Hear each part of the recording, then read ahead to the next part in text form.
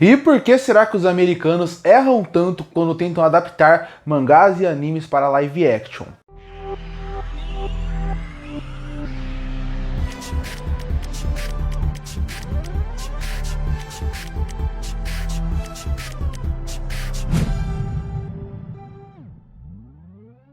E recentemente eu fiquei pensando, por que será que os americanos erram tanto quando eles tentam adaptar um mangá ou um anime para um live action americanizado? E a partir daí eu resolvi trazer esse vídeo discutindo sobre esse tema, porque eu acho que ele não é simplesmente porque eles querem fazer, eu acho que tem todo um motivo para isso acontecer. Primeiro, vale destacar, obviamente, tem algumas exceções, eles já acertaram como, por exemplo, mais recentemente no live action de One Piece, ou até no live action de No Limite do Amanhã, que é baseado no mangá All You Need Is Kill, que são live actions que até são funcionais, não são os melhores do mundo, mas eles até são funcionais. Mas quando você pega o geral do que eles já fizeram, são grandes catástrofes, como por exemplo, o live action de Cowboy Bebop, que é numa série da Netflix, você tem o Death Note, você tem o Ghost in the Shell, você tem o Dragon Ball Evolution, você tem o Cavaleiro do Zodíaco. Esses são alguns exemplos de adaptações ruins. Então a partir daí, eu acho que eu posso explicar por que esses filmes deram errado, porque eu acho que eles têm os mesmos motivos para darem errado. Eles seguem um padrão para dar errado. Antes disso, vale destacar, não é só os americanos que erram. Os japoneses, eles também, quando fazem as suas adaptações, eles erram muito. E são incontáveis erros. É difícil adaptar um mangá como um todo, mas eles adaptam semanalmente vários mangás. Então você consegue achar mais exemplos bons, você consegue encontrar exemplos que conseguem chegar na mediano, tem muita coisa ruim, mas eles acertam muito mais do que erram. Agora dá pra falar quais eu acho que são os problemas. E o primeiro ponto que eu acho que é muito importante destacar seria que o motivo é que eles querem americanizar as obras. Que seria o quê? Eles querem que aquela obra seja mais consumível para o público americano e do mundo como um todo. Nem parece que os mangás e animes fazem sucesso no mundo inteiro, tendo a sua originalidade e tendo a sua linguagem própria. Não. De acordo com os americanos, eles acham que aquela obra daquele estilo não vai vender. Então, a partir daí, eles acabam tentando americanizar a obra. E aí são alguns pontos nessa americanização que acabam fazendo com que a obra seja praticamente um lixo. O primeiro ponto seria tentar criar uma obra num grande blockbuster. O que é um blockbuster? Ele é aquela obra que tem um grande orçamento e que se planeja como o grande lançamento do mês ou do ano. Então a partir daí eles colocam muito dinheiro, então eles pensam assim, a gente não pode fazer uma obra que não vai dar certo. E para jogar no seguro, eles acham melhor seguir uma fórmula que os americanos usam. Então criar um blockbuster faz com que a obra ela perca bastante da sua essência. Porque você pode pegar exemplos como Ghost in the Shell. Ele é um live action, ele é uma animação, na verdade, que ela é muito complexa. Ela é uma animação que ela é muito reflexiva. Só que isso, para o americano, ele acha que ele não vende. Então ele vai transformar num blockbuster. Outros exemplos, como por exemplo, o próprio Dragon Ball Z, que funcionaria como um blockbuster, eles pensam, nossa, mas a gente ia pegar o Dragon Ball clássico, ele é menos blockbuster, ele é mais comédia. Então eles colocam essa obra para virar uma obra de ação. Com ritmo muito mais acelerado, fazendo de uma outra forma. E você consegue ver o desastre que vira, porque eles querem transformar essa obra mais ágil do que deveria ser. Até o Cavaleiro do Zodíaco sofreu isso recentemente. Cavaleiro do Zodíaco é um mangá conhecido pela sua ação, eles tentam resumir de uma forma para criar um blockbuster, colocando só ação, sem parar, sem pensar no contexto da obra como um todo, e acaba prejudicando a obra como um todo.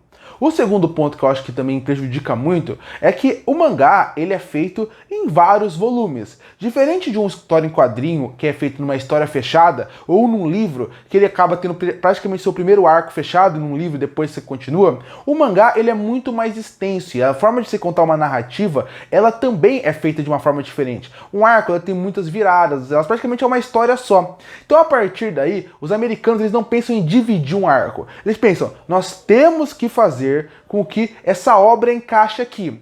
Então, praticamente eles pegam um arco gigantesco do mangá e eles acabam resumindo ela a um filme de 2 horas, 1h40. E o que acaba acontecendo? Toda aquela complexidade que os mangás têm na sua maioria, até os de ação têm em relação a desenvolvimento de personagem, desenvolvimento de narrativa, trabalhar o universo como um todo, acaba sendo jogado fora. Porque o foco deles, como eu já falei na parte do blockbuster, é focar mais numa ação comercial. E para o filme ser comercial, você não pode simplesmente parar muitas muito tempo do seu filme para fazer uma reflexão sobre algo, explorar um personagem tão profundo como o mangá faz.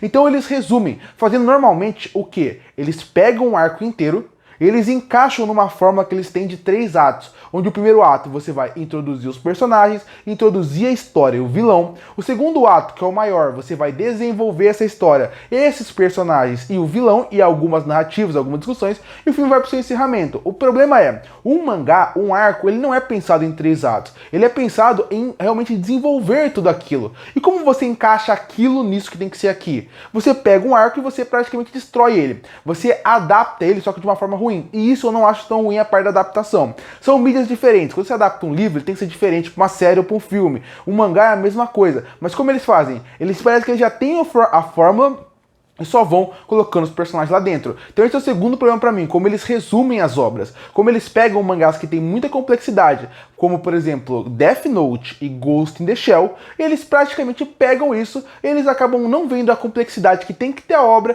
eles acabam resumindo como tem que se resumir. O mesmo vale principalmente pro Cowboy Bebop. Cowboy Bebop, ele é uma obra que, se você analisar friamente, cada episódio é uma história em si, mas cada episódio é muito importante para funcionar. Aqui não, aqui eles resumem tudo, colocam a parte do blockbuster misturado com um resumo dos episódios, dos personagens, e tudo perde o encanto e também perde a sua beleza. Então esses são os 2 primeiros pontos pra mim. Seria transformar num blockbuster e resumir a história sem pensar no que você vai tirar da obra original. Você resume pensando no como ela vai funcionar pro seu filme, e não como que isso vai estragar a obra original. Outra coisa que incomoda muito eles fazem, seria essa parte de tentar encaixar uma obra dentro da sua narrativa, é que eles praticamente colocam uma obra só com a sua premissa. De novo, Dragon Ball, Cavaleiro do Zodíaco, o Death Note também acontece muito isso. Que esses 3 exemplos acho que são ótimos para mostrar isso. Como você vê que quando você vê a obra, as armaduras, as roupas, os nomes e a premissa está lá.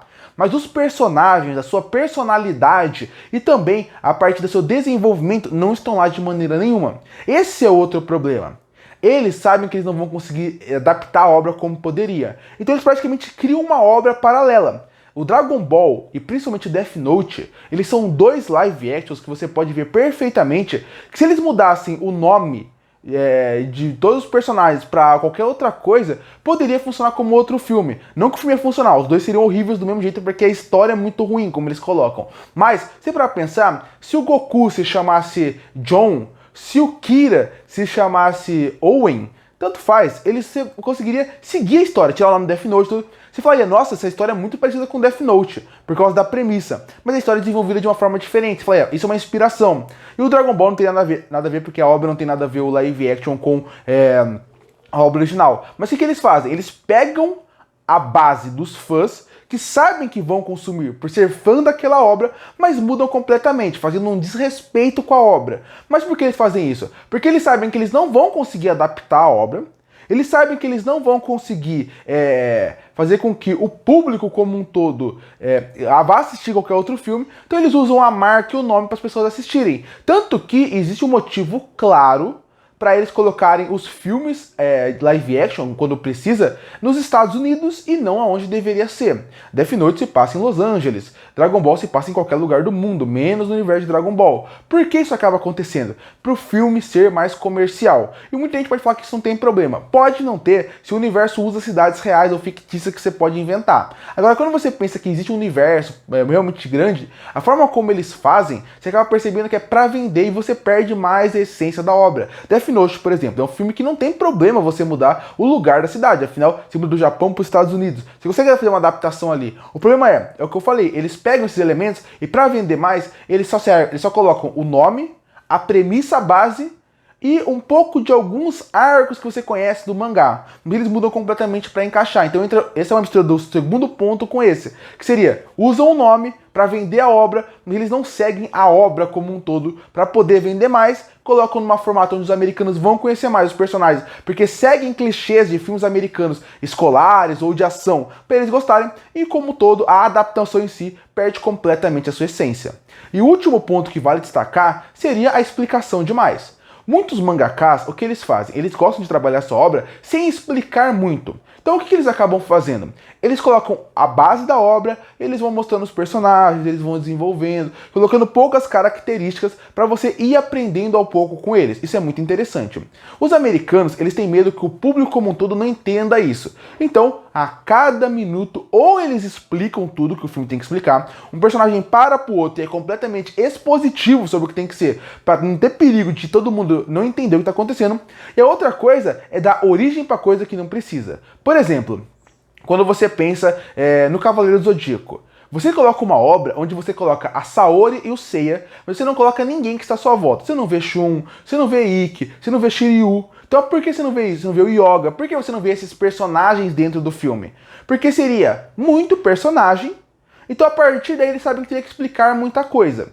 Então eles colocam só o Seiya, e a cada 5 minutos alguém explica alguma coisa pra ele. A cada 5 minutos alguém explica quem ele é, da onde ele veio, como ele conseguiu a armadura, pra onde ele vai. Ainda por cima, até o treinamento dele com a Marin, por exemplo, entra no segundo ponto no filme, que seria, ele chega pra falar com a Marin, e a Marin mostra como é a origem do treinamento do Seiya. Quando começa Cavaleiro Zodíaco, ele já tá no fim do treinamento com a Marin. Então a partir daí você já sabe o quê? Você sabe que ele já treinou, que ele já tá mais forte, que ele se preparou pra isso. Não, o americano gosta que mostre ele treinando. Então tem que mostrar ele chegando até a Marin, conversando com ela, pra dar origem pra tudo. O mesmo vale pro Batou em Ghost in the Shell. Ele é um personagem que em Ghost in the Shell, ele usa um olho tecnológico num mundo que a tecnologia já está presente. Ele é um humano que teve que usar um olho tecnológico. Você entende isso? Em nenhum momento você fica no filme, nossa, como que o Batou ganhou o óculos dele? Mas não, na versão americana tem que mostrar caindo ácido no olho dele, tem que mostrar ele ganhando o olho cibernético, tem que dar uma origem.